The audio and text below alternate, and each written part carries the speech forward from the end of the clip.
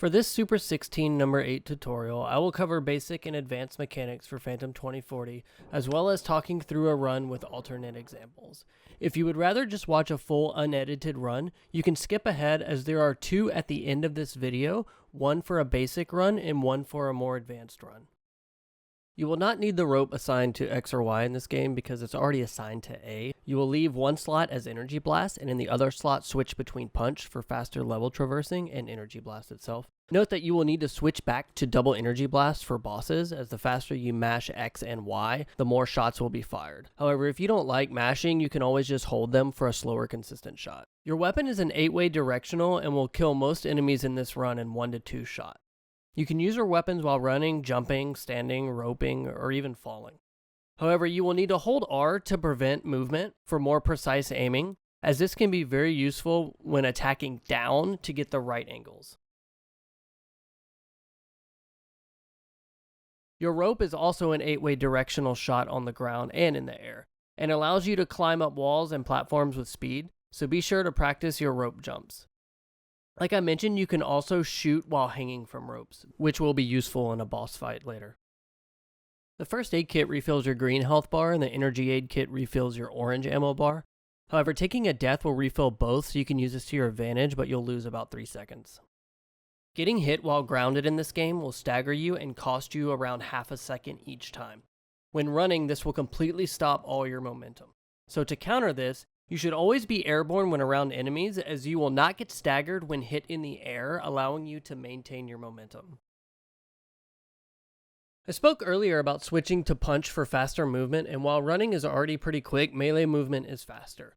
To perform proper melee movement, you need to medium jump and then press and hold the punch button. However, if you hold it all the way to the ground, you will lose your run momentum. So be sure to let go of punch before you hit the ground to maintain that momentum.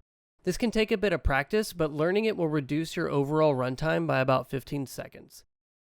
The technique can also be used with other options like slide, which is performed when you hold punch while running on the ground.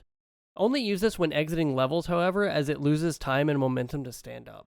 And the last option is diagonal kick, which can help you get to the ground faster if needed.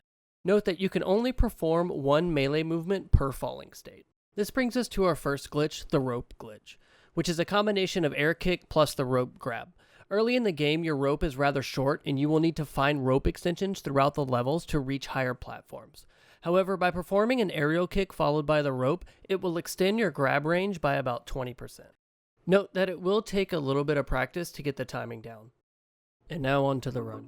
First, we're going to change the storyline to summary so that we can skip the cutscenes. Also, if you need more lives, you can go into options and change that to 10 as the default is 4. We're going to start by holding down right and mashing start. This will skip the map and take us straight to the university. Once the university loads, we're going to press start and change our secondary weapon to Energy Blast so that we have it on both Y and X. This first hypercruiser strat is the quick kill. You rope off the first platform up to the second to line up the shot and shoot down. It can be tough to get this right, so here's another example of a safer strat. With the safe strat, you're going to jump into the hypercruiser and then rope up 2 levels before shooting down. Note that you can even go up 3 levels for more safety. Once you grab the item from the boss fight, you're going to mash start until the music stops. You will then hold left and press start when you get to the docks. Once the docks load, you're going to run left. You can preemptively shoot these enemies before shooting the floor out while continuing left. There is an ammo crate above this spot if you need it. Keep going left and through the number 1 machine door and up the sidewall to get to the second boss. Once again, mash start until the music stops. When the boss loads, jump up on the wall and line your head up with the bottom of the wall. Then mash 48 double shots to get rid of the arm. When the arm breaks, press A to fall down and shoot at the legs. Wait for the head to be fully grounded and then stand in the places where I am and you will avoid taking hits. Once again, after grabbing the item, mash start until the music stops. When the docks load, switch one of your weapons to punch. This is where we will start our melee movement.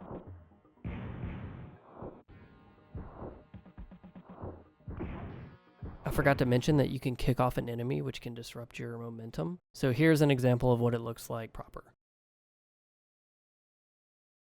So just continue right and avoid enemies, or stay in the air until you reach the end of the screen.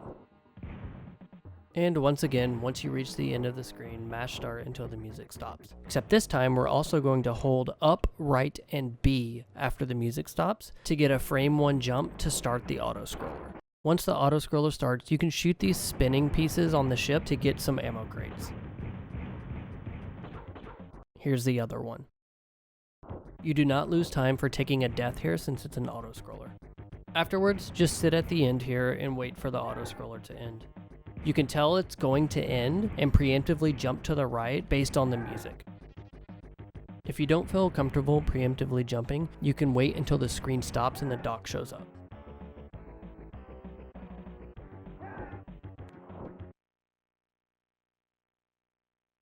Once in the industrial zone, we're going to jump up to the pipe above the fire and then perform a rope glitch up. Note, if you cannot get the timing for the rope glitches, you can watch the basic run at the end of this video as an alternate route. After the rope glitch, quickly climb up the pipes to attempt the industrial warp.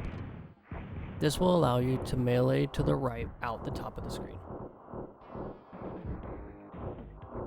Let's rewind and go over how to do this since it can be kind of precise. When you get to the top of the pipes, run left until Phantom's feet are just before the 4th white line. This will put you in position to punch the first enemy and miss the second enemy. And on your second swing, the floor beneath you will blow up, locking you into melee animation and warping you to the top of the screen. Note that you need to rhythmically press melee to maintain off screen. If you stop too far or swing too late, you will fall in the fire and miss the warp. If you miss the warp, it is okay because here's the backup.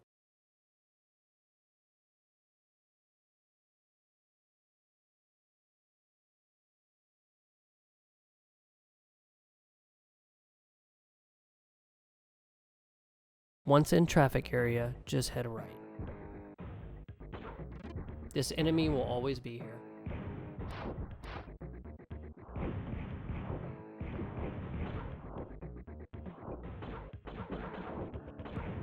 When the screen locks, switch back to double energy blast to fight Tracker. Run up full sprint shooting and sit right in front of Tracker. What this will do is put you in position for when he jumps to hit you on the way up, thus avoiding a stagger from the bullets from the ship. This time we are going to mash start through the music and the password screen. Once in Phantom's lair, change back to melee and run over to Cairo and press up. Press start through the sequence and then run to the terminal and press up. Hold up and left, and when you hear the map ambience, press start to go to ruins. Once in the ruins, head right.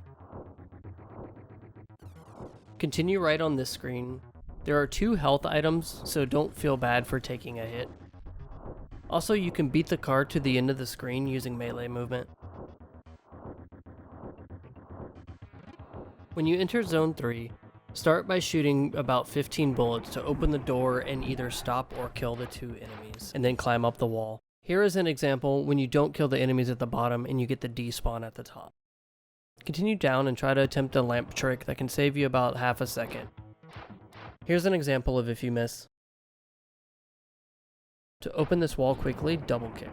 Continue right and down the shaft until you reach a door that contains a drain lever.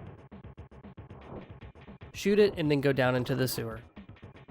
Hold up and left, and when you hear the first ding of the sewer music, press A and then B in rapid succession. If done correctly, you will rope off the ceiling and save an extra second. Here are some examples of what can happen if you miss.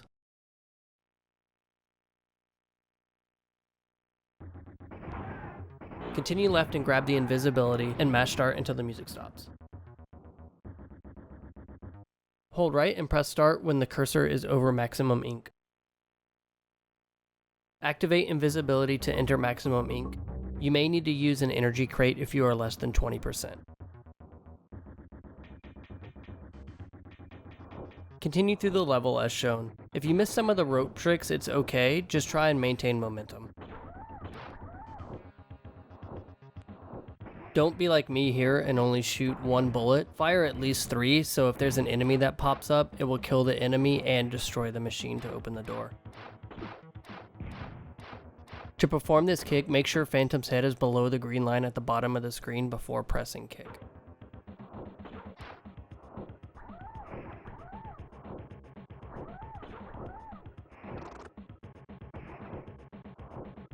Eventually you will make it to Graft 2. For the final time, mash start until the music stops.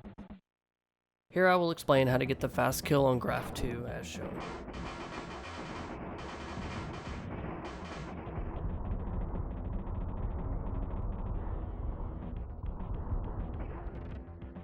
As soon as the music starts, run left until Phantom's feet are at the beginning of the second triangle.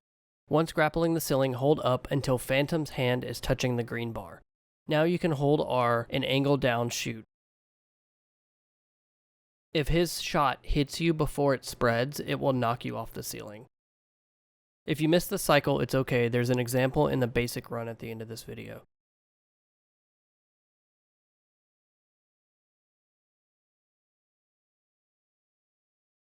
Good luck on your runs, and thanks for watching.